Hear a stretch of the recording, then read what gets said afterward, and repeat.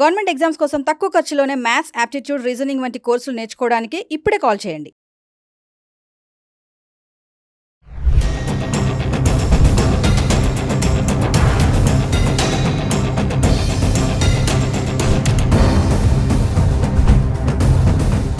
Hello viewers, welcome back to our channel. మరి Indian rupee value తగ్గడానికి Trump విధించిన tariff పన్నుకి link ఏంటి?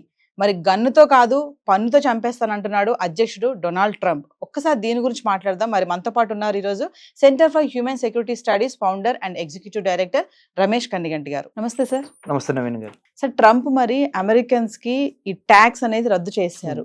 అంటే ఇప్పుడు రూపీ వాల్యూ కూడా తగ్గిపోతుంది. ఇదంతా కూడా ఈ డాలర్ ఎఫెక్ట్ అంటారా?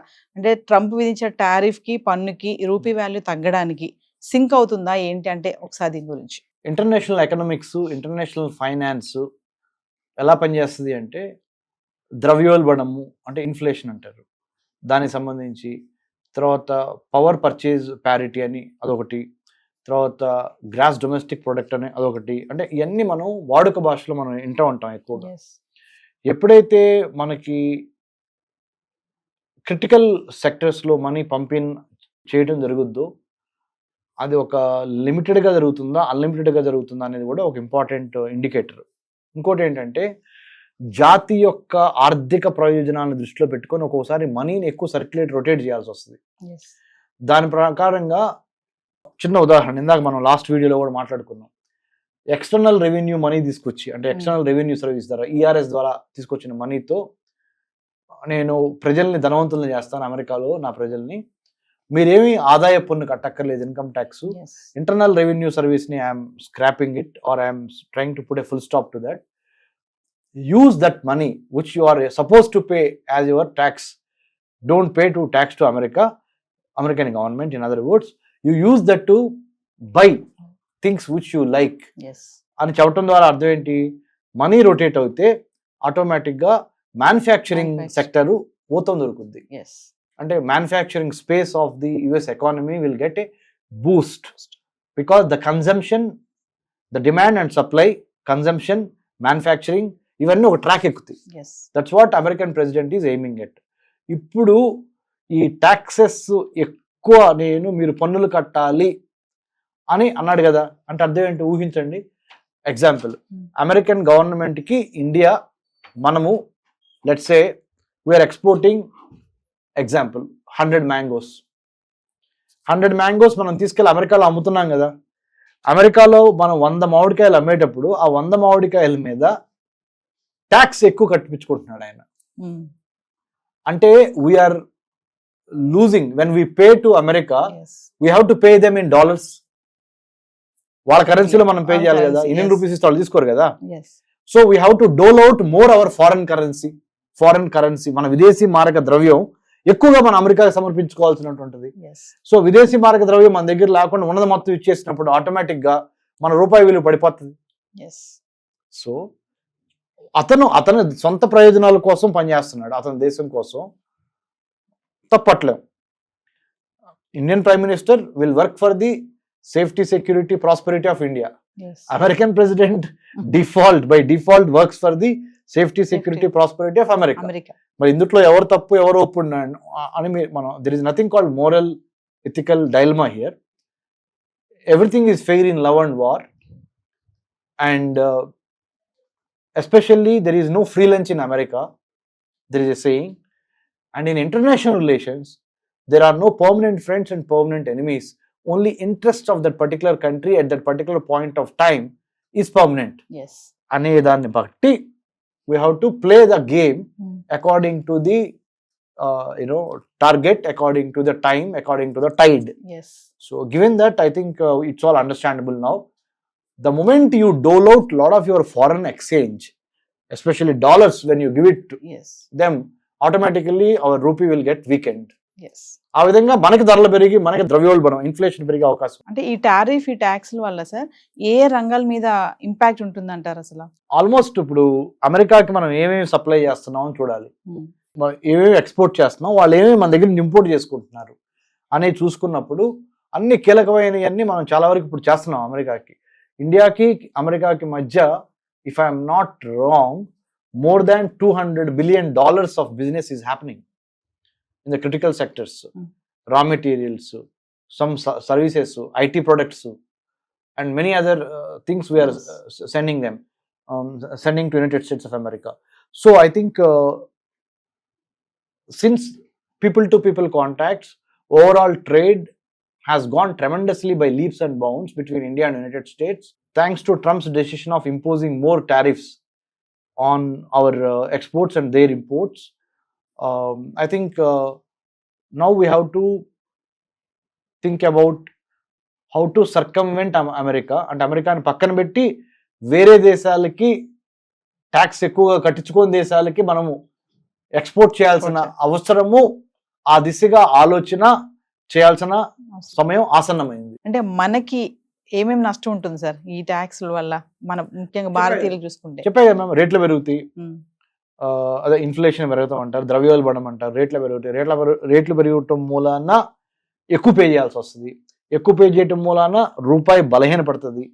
రూపాయి బలహీనపడటం మూలాన ప్రపంచ మార్కెట్లో భారత్కి అంత స్టాండింగ్ ఉండదు.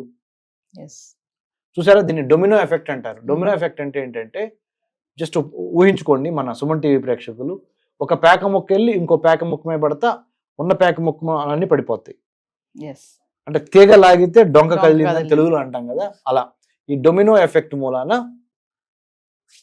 ఈ పెండ్యులం ఇటు మొత్తం షిఫ్ట్ అయిపోయి మనకి ఫేవరబుల్ గా కాకుండా వెరీ డిఫికల్ట్ అట్మాస్ఫియర్ ఏర్పడే అవకాశం ఉంది. కాబట్టి మన ఆర్థిక మంత్రి నిర్మలా సీతారామన్ గారు, మన విదేశాంగ శాఖ మంత్రి doctor S Jayashankar garu, and federation of chambers of commerce, CIA, confederation of Indian industries, or federation of Telangana chambers of commerce, or Federation of Andhra Pradesh Chambers of Commerce, all these industry bodies, they have to debate, discuss, and come out with strategies to make sure India is not further weakened in the overall international trade, international economics, and international business.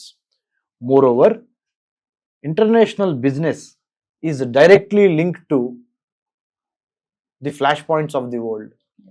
అంటే safety and security are the preconditions for any business to thrive, including international business or local business. Safety, భద్రత, రక్షణ లేకుండా వ్యాపారం జరగదు. భద్రత, రక్షణ కరువైనప్పుడు వ్యాపారాలు కుచించుకుపోతాయి, కుదేలైపోతాయి. కాబట్టి భద్రత, రక్షణ, safety and security are the two preconditions for any business to thrive. So, given the geopolitical, geostrategic realities, Israel Palestine గొడవ జరుగుతుంది, రష్యా యుక్రెయిన్ గొడవ జరుగుతుంది, చైనా తైవాన్ గొడవ జరుగుతుంది, ఇండియా పాకిస్తాన్, ఇండియా చైనా ఇబ్బందులు ఉన్నాయి. Given all this plus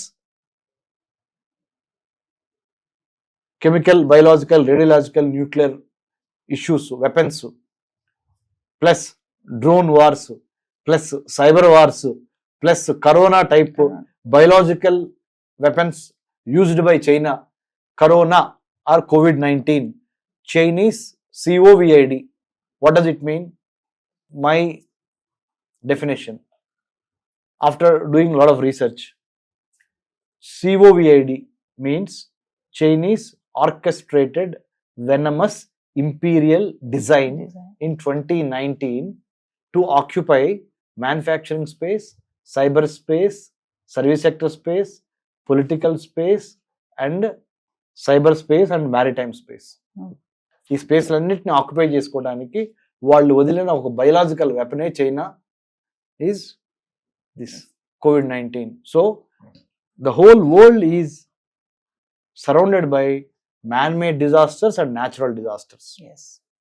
disasters ఎప్పుడైతే పెరిగినాయో అప్పుడు అది ఇంటర్నేషనల్ బిజినెస్ మీద చాలా నెగిటివ్గా, బ్యాడ్గా రిఫ్లెక్ట్ అవుద్ది. The consequences or the implications of these conflicts.